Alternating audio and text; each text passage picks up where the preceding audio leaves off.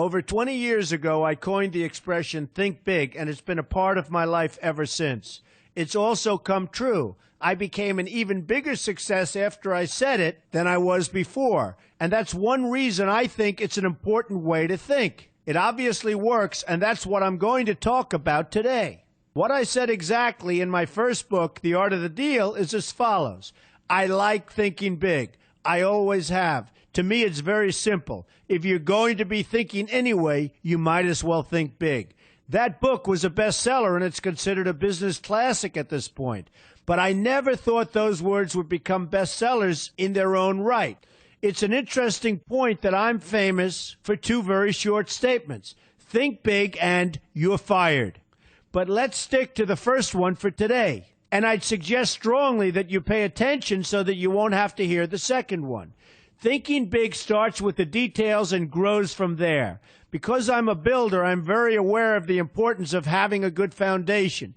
You can't take chances in construction. You can't be haphazard and say, well, maybe this will work, maybe it won't, so let's try it and find out. Because a lot of people will be at risk.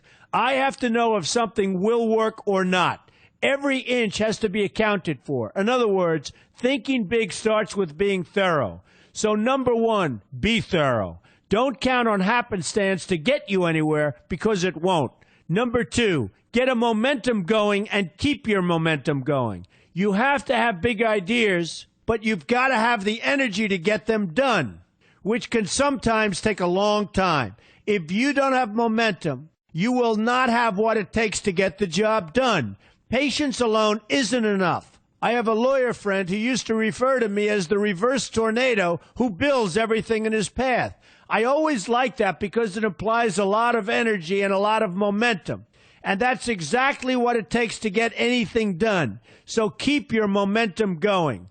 Number three, stay focused. You have to stay focused. The minute you lose focus, you will also be losing your momentum. They go together, and you will accomplish a lot more, even amazing things, if you make sure you keep these two things working together for you. I've seen very talented people literally go down the drain because they couldn't seem to keep their focus long enough to get anything done. In this day of multitasking, that can be a real challenge, but it's absolutely necessary. Ask yourself this question: what should I be thinking about right now? That simple question can restore your focus in no time at all. And your answer right now should be listening to Donald Trump. Number four, look at the solution, not the problem. This is very important if you ever want to learn to think big. And here's why. No matter what you do, you're bound to run into problems. It's just part of life, a part of business, a part of anything worth doing.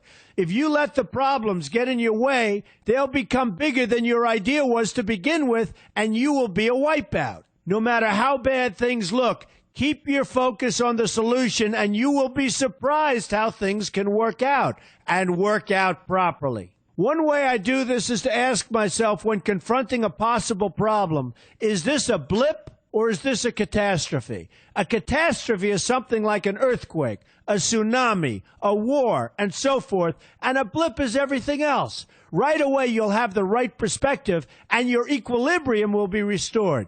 So keep your focus on the solution. Number five, see opportunity for what it is, an opportunity. For example, why are you listening to me today? Curiosity? You like me? You don't like me? You want to learn? You have nothing else to do? You want to hear me tell you you're fired? I hope not. But whatever your reasons might be, they've brought you to a good place to get involved and to learn. And that's an opportunity right there. People think that because I'm rich and famous that I know everything. I know a lot, but one thing I know is that I don't know everything. So I ask myself this question every day. What can I learn today that I didn't know before? And you know what? I learn something new every single day. That's a big reason for my success, and the same thing can apply to you. Take the time to see today as an opportunity, and you'll be surprised by what can come your way. Be open to new ideas, and you will be creating your own opportunities before too long. Number six, know everything you can about what you're doing. That's a good way to cover your bases. Another good way is to read the book Robert Kiyosaki and I have written together, Why We Want You to Be Rich. It's about covering your bases and knowing what's going on. I remember when some guys came in to meet with me about a great idea they had for an atrium for a building on Wall Street. It was a beautiful idea except for one thing. None of them had thought about how the building would be supported around this fabulous atrium. They didn't take into account the steel columns that were necessary to support a 72-story building, a very big and embarrassing oversight that could have been avoided if they'd taken the time to think about what they were doing. Don't let that happen to you. Know what you're doing first. Number 7, be lucky. Remember the old saying, the harder I work, the luckier I get. Well, it happens to be true. It works for me, and I've encountered some pretty big successes. But this goes along with something that's absolutely necessary for great success. Be passionate. You have to love what you're doing if you want to be successful at it.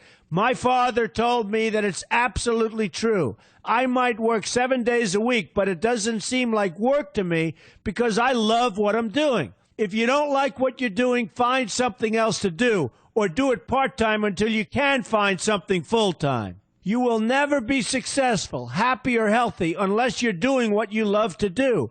That's just the way it is. So give it some thought. In fact, give it a lot of thought. For example, if you're feeling frustrated, there are 2 ways to look at the situation. Frustration can mean that maybe you're expecting too much, or it can be an indication that you know you should be, or could be, doing more. Use frustration as a motivator. Use it to get where you want to go instead of staying where you don't want to be. But above all, be passionate. That's the fast track to success, no matter what your interests are. Number 8, see yourself as victorious. That can zap negativity immediately and put a positive spin on problems. I've gotten to the point where I see problems as challenges that I'll enjoy meeting and dealing with. My point here is that no matter what you do, you will encounter problems. Why not see them as challenges instead and know that you are more capable of dealing with them? That's positive thinking with a realistic slant. When I go into negotiations, I keep an open mind to what may happen. But I can tell you that there's already a done deal attitude on my part. I've already thought the process through to the extent that I know everything will be better off if they agree with what I've come up with because I've taken both sides into account. I enter the situation with a victorious attitude, and I've had enough victories to know that this attitude works. Use it. Number 9, be smart. Know that you have something unique to offer because you do use the tools that are provided for you and remain open to new ideas. That's being smart. That's also where innovation comes from. Being smart means you know how to use what you've got. That doesn't mean there's nothing left to learn, but it means that you will have the ability to learn and move forward with success. And success is very important. Success is what you want. Just be successful. Believe me, you'll be happier.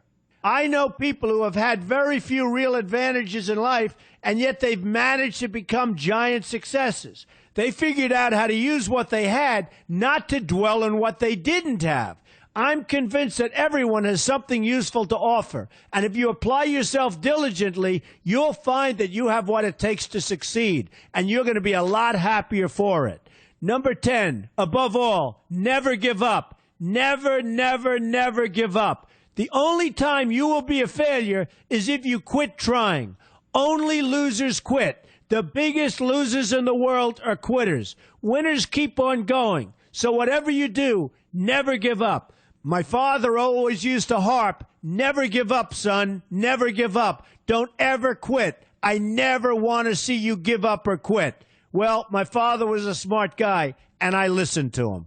And remember, think big. A good way to start is to read our new book, Why We Want You to Be Rich. 2 men, 1 message. There's a lot of great advice in there for you, and I expect you to pay attention.